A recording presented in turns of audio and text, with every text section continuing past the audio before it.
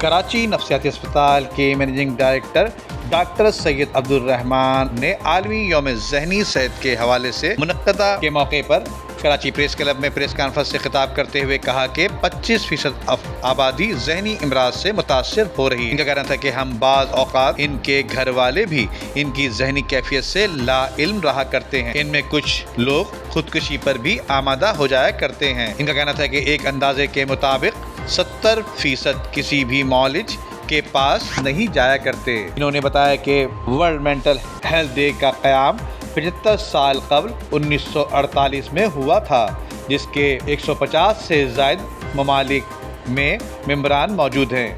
اس کے علاوہ قیام کا مقصد دنیا کو ذہنی آگاہی اور اس کے تدارک سے مکمل آگاہی فراہم کرنا ہے۔ انہوں نے کہا کہ ملک میں اس وقت ممکنہ طور پر 500 سے 600 ماہر ذہنی امراض موجود ہیں، جبکہ 23 کروڑ کی آبادی کے لیے بہت ہی کم ہے۔ آخر میں انہوں نے بتایا کہ مریض کے گھر والوں کو بھی چاہیے کہ وہ ڈاکٹروں سے تعاون کر کے مریض کی مکمل کیفیات سے آگاہ کریں اور دوائیں وقت پر کھلانے میں ڈاکٹرز کی مدد کریں۔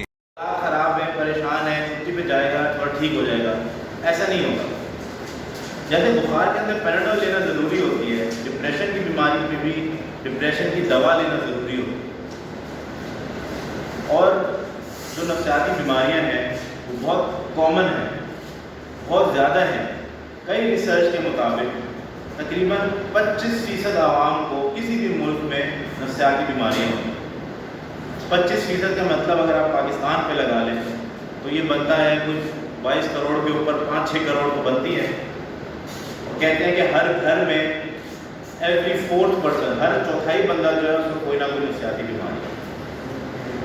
اتنی کامن چیز اور کوئی بات چیت نہیں ہوتی اس کے بارے میں، کوئی اس کو کھاتے میں نہیں لاتا۔